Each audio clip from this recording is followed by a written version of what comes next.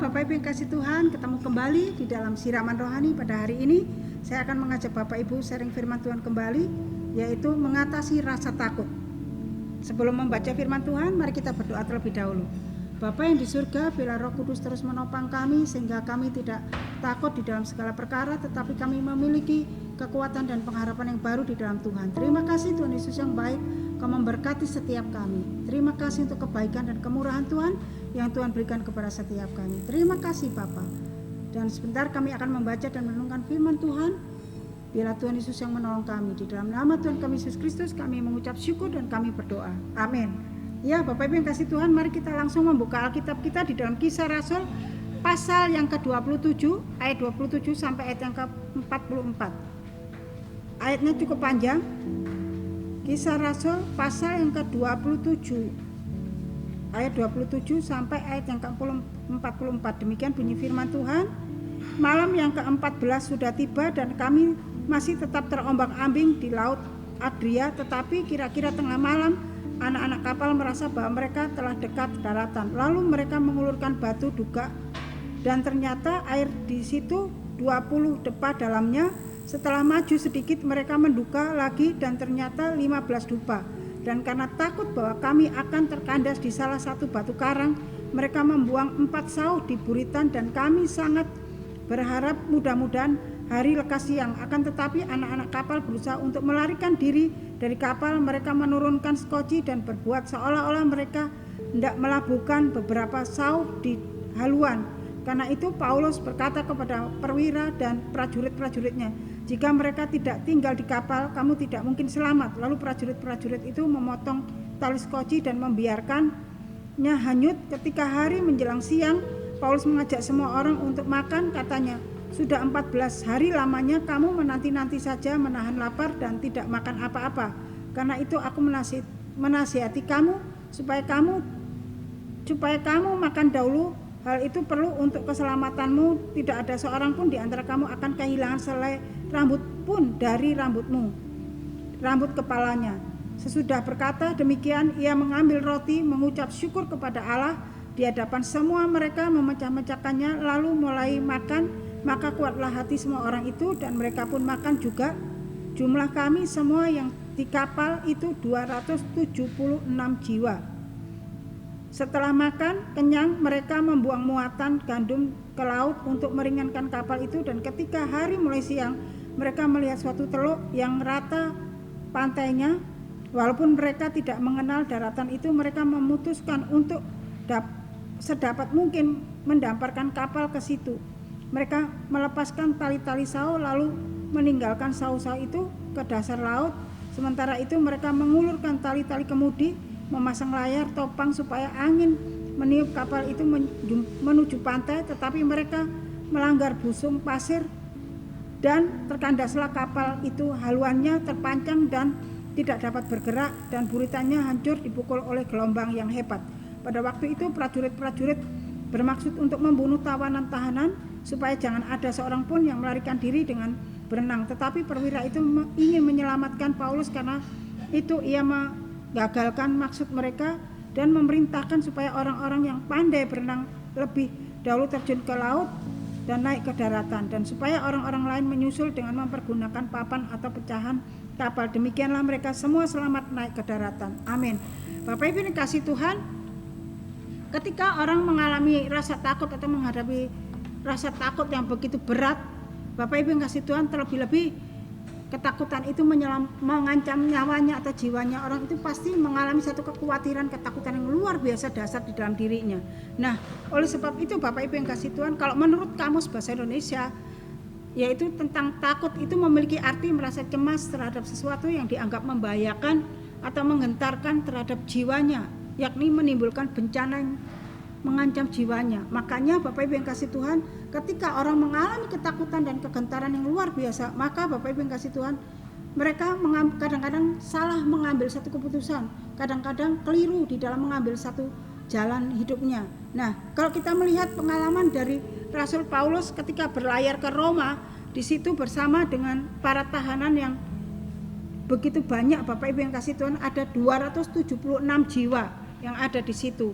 Kalau kita melihat Bapak Ibu yang kasih Tuhan, di dalam kisah ini di dalam Kisah Rasul pasal 27 mulai dari ayat 1 sampai ayat 44. Di situ ada satu pengalaman-pengalaman yang begitu luar biasa yang menakutkan dalam perjalanan berlayar itu, Bapak Ibu yang kasih Tuhan, bersama dengan para tahanan. Di situ kapalnya diterpa dengan badai topan yang begitu luar biasa dahsyatnya, yang terombang-ambing selama 14 hari. Mereka tidak bisa makan, tidak dapat makan, dan muatan-muatan banyak dibuang ke laut untuk meringankan kapal itu. Tetapi Bapak Ibu yang kasih Tuhan, kapal itu tidak mendarat karena angin badai yang menerpa kapal itu. Dan kalau kita melihat pengalaman ini, dan Daud berkata bahwa Allah yang Maha Kuasa itu berbicara kepada Daud bahwa semua yang ada di dalam kapal itu tidak akan mati satupun, dan tidak ada yang akan semuanya akan selamat. Nah, dalam ayat yang ke-34b di situ dikatakan, Daud mengatakan, tidak seorang pun di antara kamu akan kehilangan sehelai pun dari rambut kepalanya. Jadi Bapak Ibu yang kasih Tuhan, di sini Tuhan menjelaskan kepada Paulus untuk disampaikan kepada orang-orang yang ada di dalam perahu itu, di dalam kapal itu, bahwa semuanya akan selamat, tidak ada satu orang pun yang akan mati. Tetapi Bapak Ibu yang kasih Tuhan, situasi yang begitu menghimpit, yang begitu sulit, yang begitu mengkhawatirkan, yang menakutkan itu membawa orang-orang, Bapak Ibu yang kasih Tuhan, mengambil hal-hal yang di luar jangkauan pikirannya.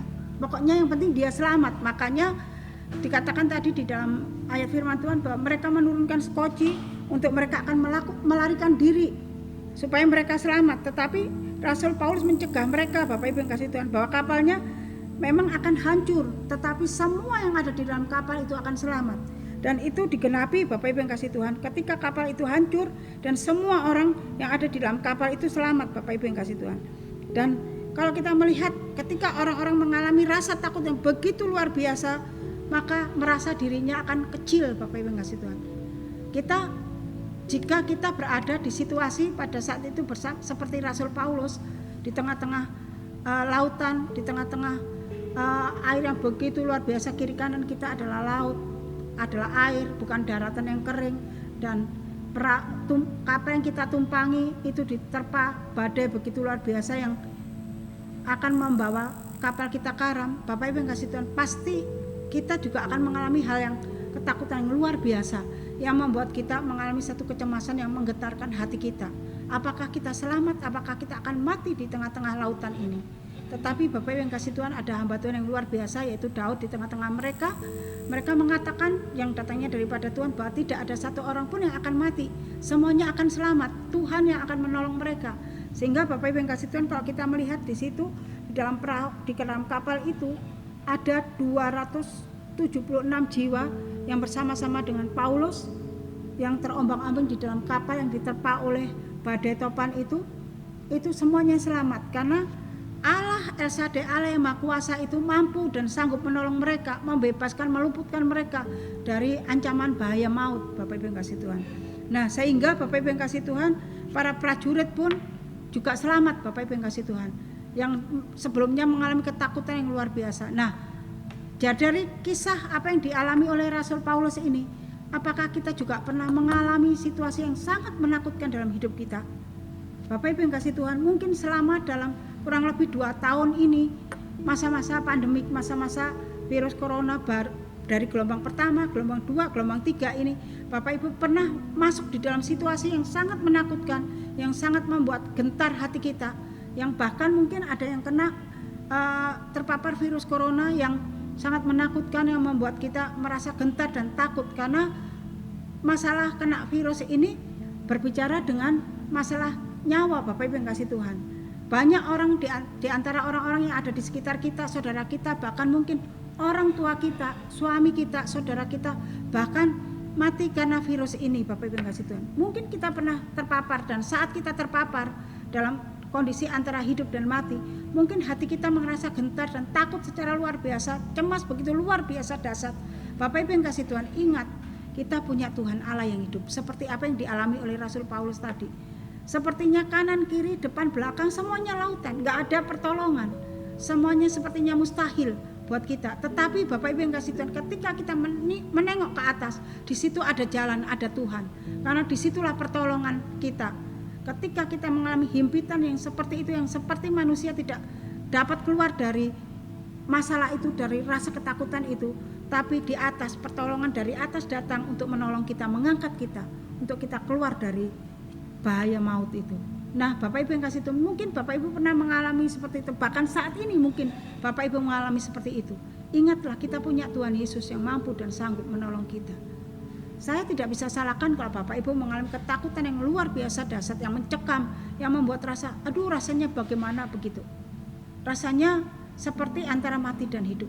Karena saya pernah mengalami ketika saya terpapar virus corona, Bapak Ibu yang kasih Tuhan, bersama dengan suami saya juga terpapar, dan bahkan mertua kami dipanggil pulang ke rumah Bapa di surga karena tidak kuat untuk menahan virus itu. Bapak Ibu yang kasih Tuhan, hanya bertahan 4 hari.